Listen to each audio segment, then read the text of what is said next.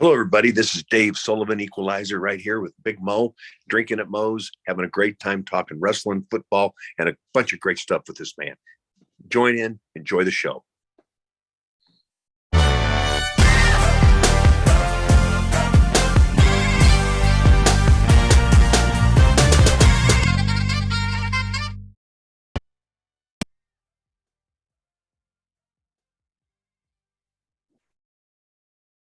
All right, everybody. Welcome, Drinkin Mo's, host Big Mo. Be sure YouTube, like, subscribe, comment. Helps with the pain in the ass YouTube algorithm. You know, we're on Apple Podcasts, Google, Spotify, Anchor. Leave reviews, definitely helps out. Today, I have with me pretty excited former WCW superstar, also member of the Nebraska Pro Wrestling Hall of Fame, the Equalizer, Dave Sullivan. How you doing? Good. How are you tonight, Mo? I'm doing pretty good. You know, getting things settled for around Christmas time, getting some more interviews for next month started. Got a pretty decent schedule going, so can't complain. Good.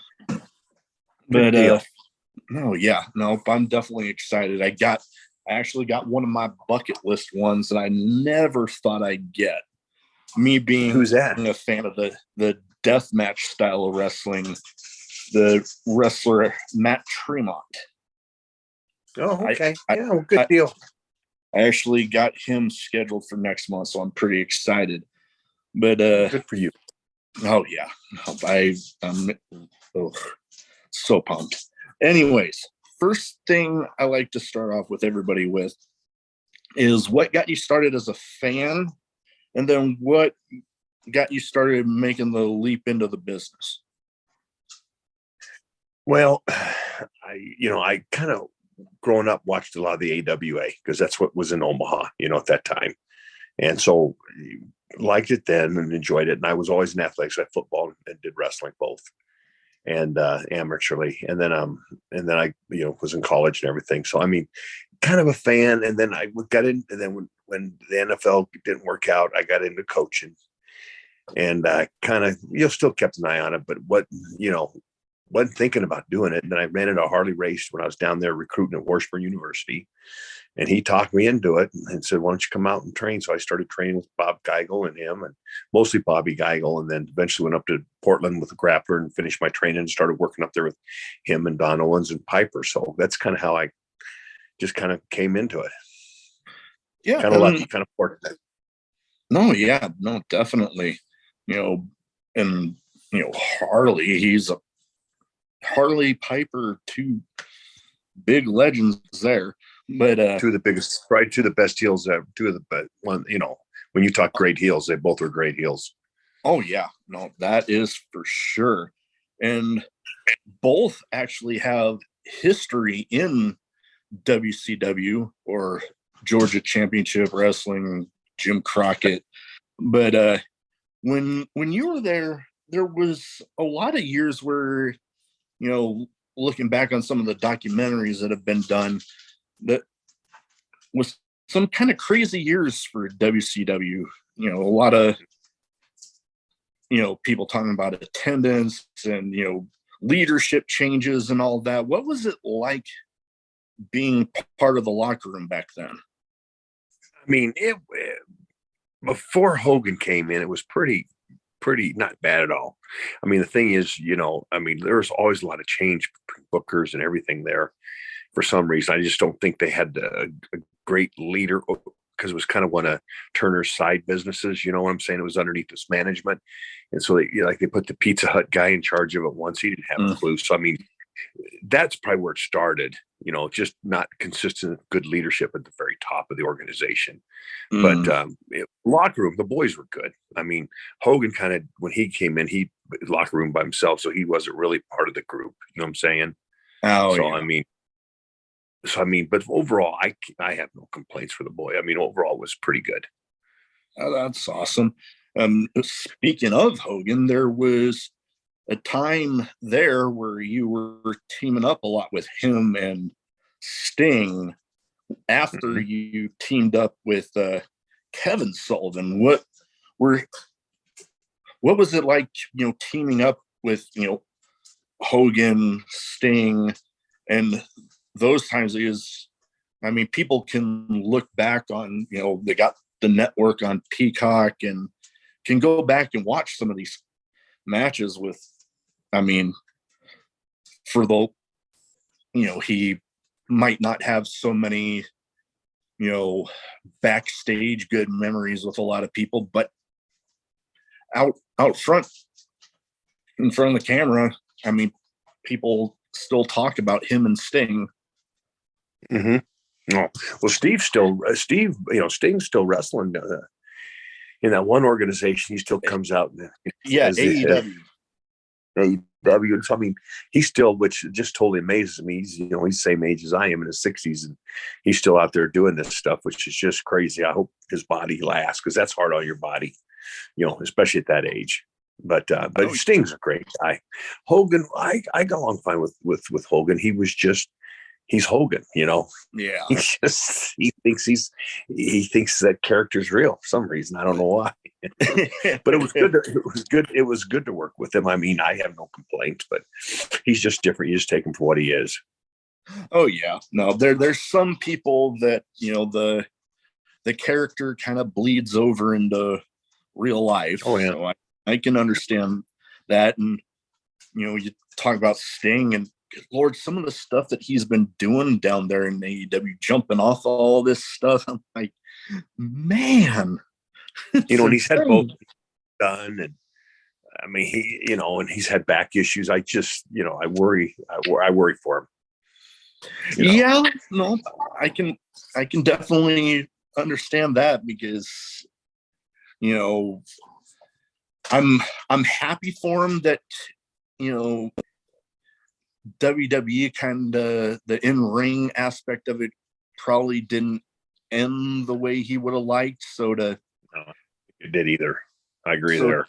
So to get to, I guess, end the in-ring aspect on a better note, I'm happy for him. Yeah, me too. Me too. Another guy you teamed up a lot with down there in WCW, Kevin Sullivan. He, at one point, took the reins, and, he's had a lot of storied rivalries down there. I tell you what, Kevin is a genius when it comes to, putting stuff together. He really has a very incredible mind for the business. He was a very good person to work with and work as a tag, and also work with. We built up a good friendship. I mean, he's a good guy. I really have a lot of respect for him. But his backstage, what do you want to say, prowess, how he understood the ring and how to work all the matches up to the finish, and all of them from the start to the to the last of the main event, and just put it all together for a show was really, really interesting to watch him work. He's very talented man.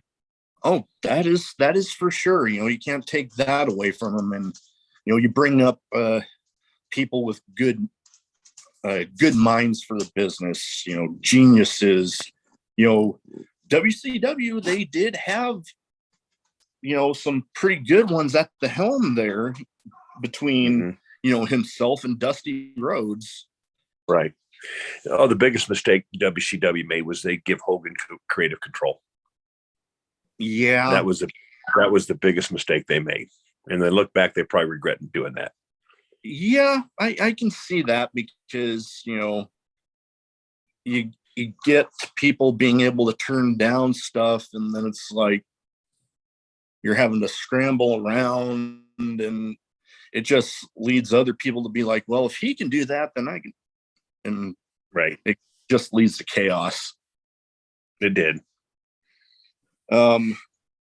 One thing that everybody has when it comes to wrestling, they find out a time where something tells them it was time to hang it up, as far as, actively full time.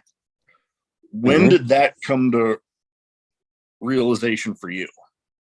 Well, probably in about 2001, because I was still working in Puerto Rico there in the late 90s and did some stuff over in Japan until about 2001. And I just decided at that time that it was time to do something different. So I went into coaching, put back into coaching again. And so that's when I kind of went back into doing and stuff. So, I mean, it just felt like it was time, and my body,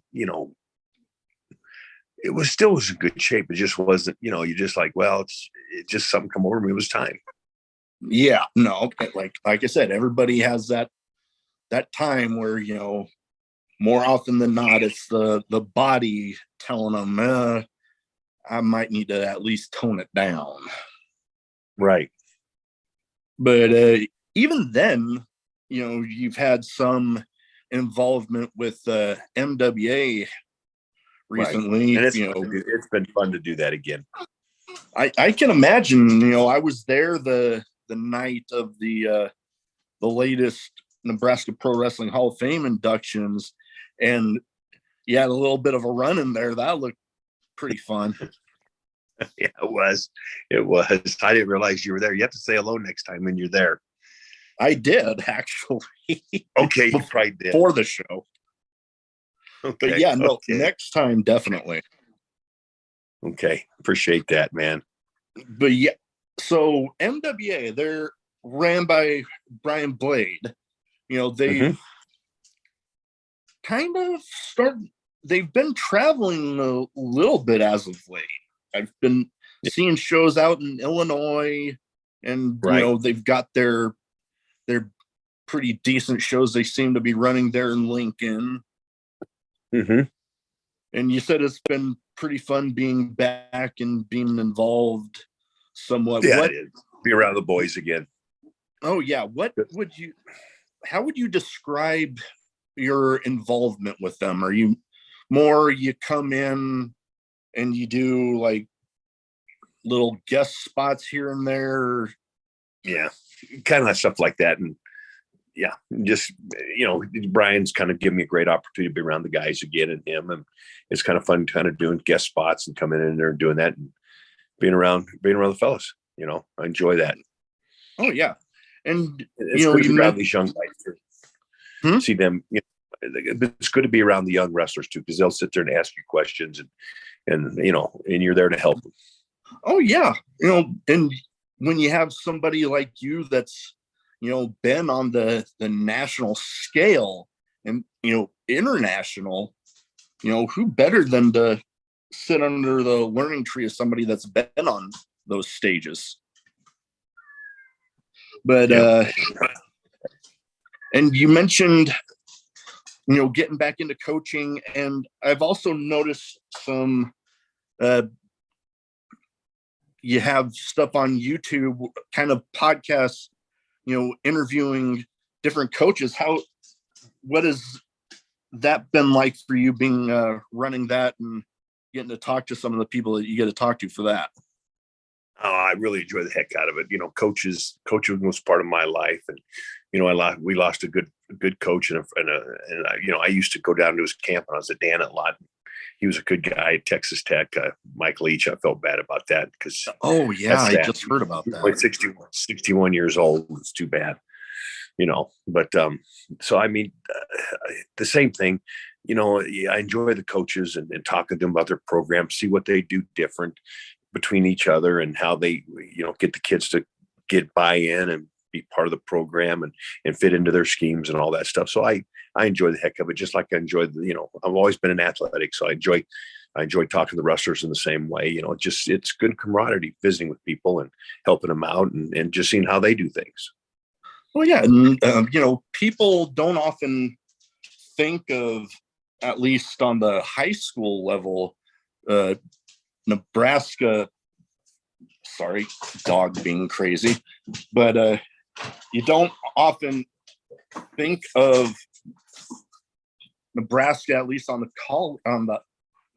high school level, being too big. But we do have some good talent coming out of here that end up going on to college and into the pros. NFL. Even Nebraska has had a good solid track record of people not only getting into the pros, but heck, we had that streak going of at least one player on one team or the other getting into the Super Bowl. Yep. No, it's good, solid football. We're not a big state with a huge amount of talent, but what we have talent wise is very, very, very good. And the coaches do a good job coaching them up and get them ready to play every week. Oh, that is for sure. Now, to kind of round off the program, I have two categories that I like to run through. One's a bit of a name game. The other, I used to call it a speed round. To be honest, it never went that damn quick, so I just changed it. I put some random questions together. Some might be wrestling related, some might not be. But I'll start off with the name game. I kind of theme it for the guests where, people that you've either shared the ring with or in one way or the other, whether it be teaming with them, being an opponent or whatever, and you give me your thoughts on them. Okay. First one, and me being a fan of tag team wrestling, this guy is part of a team, one of my favorites ever, Road Warrior Hawk. Oh, he's a solid person. I really enjoyed Hawk. Tough as nails, good heart. Oh, yeah. No, I just remember, and I've told this story a few times, where I got to go to a Monday Night Raw taping here in Omaha. I was probably in middle school, but I got to see them live at that show. And like I said, always been a favorite of mine. And I don't think, other than probably Stone Cold Steve Austin, I don't think I've ever had anybody get me to the point where I was on my feet from the moment the music hit to the moment they went back through the curtain. Those guys were it that night, and I was just jumping up and down. Oh my God. Just the intensity and the toughness that they showed. I just loved it. Yeah. Next one. We talked a little bit about Sting doing his thing down there in AEW. And recently, this guy came into the news also down there in AEW, but came into the news that 2023 is going to be his last year active in-ring competition, Dustin Rhodes. Dustin, we had some fun together. We drank some beer. He's a good guy to travel with. He was a good person. He's him and his dad both were. I enjoyed both of them very much.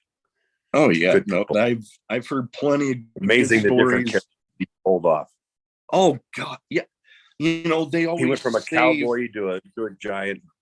I don't know what you want to call it, transvestite or whatever he is. Yeah, whatever it was. Yeah, no, because I was just thinking that they say that with having longevity in the business, that being able to evolve and have even just slight character changes might help make your career longer.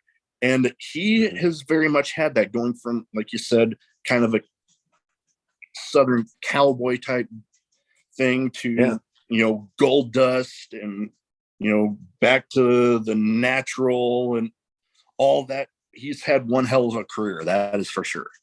Yeah. Oh, was taught by his dad. He's taught by and the Florida champ. Florida, and those guys all worked with him and got him started. But yeah, he's a great worker and a good man. Oh yeah. Next one, Ricky the Dragon Steamboat. I never got a chance to work with him because he was mostly when I was around. Had stepped out of the ring, and I think his body, because he did all that high flying stuff, was probably, he probably couldn't do it as long as you like because he was a flyer. But he was backstage a lot helping us with stuff, and he's a great teacher and a good man. Never went out with him many times because he was part of the office when I was involved with it. Oh, yeah. Good guy. I always liked Ricky. Him and Macho Man had one of the best matches ever on TV. Oh yeah, no, that one's a classic. Everybody's still talking about it to this day. Although I'm wanting to say, and maybe I was looking over this, you're at least, I mean, you at least shared a locker room with him. I know that much. We were talking about. Might have been some multi-person matches that I swear I saw you in there, but I mean, sometimes You might have been right. You probably are right. I might just slip my memory. yeah, you know what? It happens. It happens. We talked about teaming with this guy a bit. Guy, really doing his thing and amazing what he's doing. Sting's Sting's one of the, I'm so glad he's had this long a career because he's one of the most incredible people to be around. He's a class act. I always enjoyed traveling with him. We went up and down the roads many times. Went out, played pool, drank beer, and he's always a ton of respect for him. And amazing, we're right at the same age, and he's still in the ring, which is incredible. That is awesome. Last but not least, the ravishing one, Rick Rude. Now that sucker is one people don't realize because he's such a good looking guy. I mean, women just fall over him. Okay. I mean, I was his wingman many a night anyway, but he's I had a lot of fun with Rick. He's double tough. I remember one time we were in Charlotte and for some reason we're just having a beer and this guy decided to pick on him. And I don't know why, but but there's about a table of them and we cleared him out pretty quickly after they tried to mess with him. But it's just like, why would you mess with him? Because he was a Golden Glove boxer up in Minnesota. His dad was a Golden Glove champion. I mean, the guy knew how to fight for real. Oh yeah, no, that guy double tough. I know I wouldn't want to mess with him. But we were good friends. I really, he's one of him, Orendorff, and all them guys. I really feel sad for their passings. Oh yeah, no, definitely tragic. And with Rick, it was like he was, if I remember right, he was actually trying to get back into doing some in-ring stuff when he ultimately passed. And yep, he was. Yeah, and it's kind of definitely tragic. Thinking he trying to prepare himself, and then what happened with him happened, and it's definitely sad. Very, very sad. So next, going on to the random questions, I have a couple here. First one that I like to lead off with all the time, probably the only question I always ask everybody: craziest in-match moment.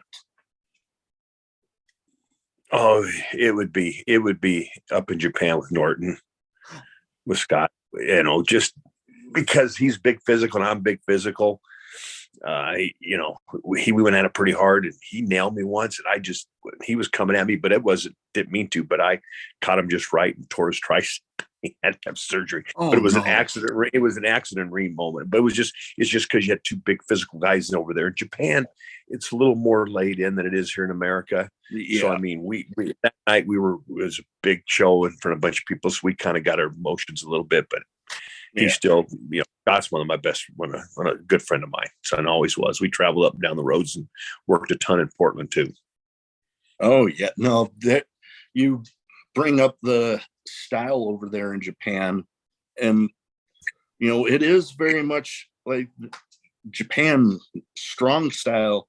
I'm trying to remember who exactly it was. I'm wanting to say Tomohiro Ishii was in, and he's one of my current favorites. But I remember watching, I'm wanting to say it was a Wrestle Kingdom over there for New Japan. And, here you see a wrestler throw a headbutt, and, it's kind of like, okay, some wrestlers do a little bit better of making it look like, oh, damn, that looked like it hurt. But this particular match, you could literally hear the bone on bone of the skulls crashing together. And it was just like, I'm like, ow, my head hurt just watching that. But yeah. Next off, we've talked about being able to travel the road with a few different people. Who was one of your favorites to travel with? Probably still the grappler, Lynn Denton. We traveled up and down Portland, and we traveled overseas together a lot. We were really good friends. He lives down in Texas now. We still talk all the time, but he was, we had drank a ton of beer, did a ton of stuff together. And we always had we were always, it's why I still care for that guy a ton. That's awesome. I haven't been able to, really share a car with any wrestlers, but I've definitely been able to lucky enough to travel to a few different places, to see a few different shows, out to Des Moines, St. Louis, been up to Fargo one time, getting to hang out with some of the guys after, and Fargo was definitely a trip. Getting to 29, it's not a whole lot of people when you get north of Sioux Falls. Oh God, yeah, no. After about Sioux Falls, it was definitely a lot of nothing until you hit about Fargo. And exactly, some of the people that I got to hang out with there, one is actually down in AEW right now, actually now going by Ruby Soho. That was fun. Another guy that I've actually ran into a few times after, pretty popular on the indie scene, now going by Warhorse. Been around him a bunch. I liken his energy, and especially with his entrance, to very much a Ultimate Warrior-esque, with just the loud, fast music, high energy, just raw. Yeah. But next, last but not least question, best advice for anybody wanting to get into wrestling? Oh, I think the best thing is when you start at the ground level, you learn about the ring, you go to it, you go get trained, and learn from the ground up. Well, best advice I can give you, because it starts there, and you appreciate when you're in the ring, and you learn to respect it. And that's so important, because when you got two people in there working, you got to learn to take care of each other.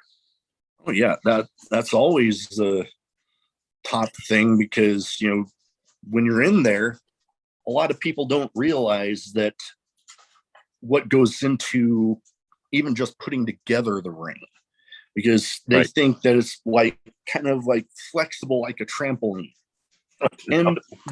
And while there is some, it's not that flexible. I've helped put together plenty of rings, and I've even taken a few bumps in some of them doing a pro wrestling boot camp one time. And good Lord, I was walking funny for about a week. That can happen, yes. Shoot. And funny story with that one, the pro wrestling boot camp. Me being a Navy veteran, the hotel that actually doesn't exist anymore, that I was put in the night before boot camp, had a convention center attached to it. And the show and the pro wrestling boot camp were in the convention center attached to the hotel that I was put in the night before boot camp. Oh, shoot. And I walk in to where to get into the convention room, and it was at the time the check-in area for the hotel. So I walk in, and I'm getting like flashbacks of me leaving out the door for boot camp, and I'm like, oh damn. Oh shoot, that's funny. Oh man, like I legit had a vision of myself walking out the door with my backpack, and I'm like, oh God. Okay, I need to go get in there now. Yeah. But anyways, that is about all I have for tonight. I want to thank you for taking the time to talk to me tonight. And where can people find you, if they want to get their eyes on some of those interviews with the football coaches and, shows you're going to be at? But I always keep track of Facebook because Brian does a good job letting everybody know when I'm going to be there. And then Balling with Bill's on Facebook too. Or it's on YouTube. On YouTube. It's also on YouTube. It's Sideline Power. All right. I will definitely put information for that in the description. But once again, thank you for taking the time to talk to me tonight. Thank you too, Mo. You have a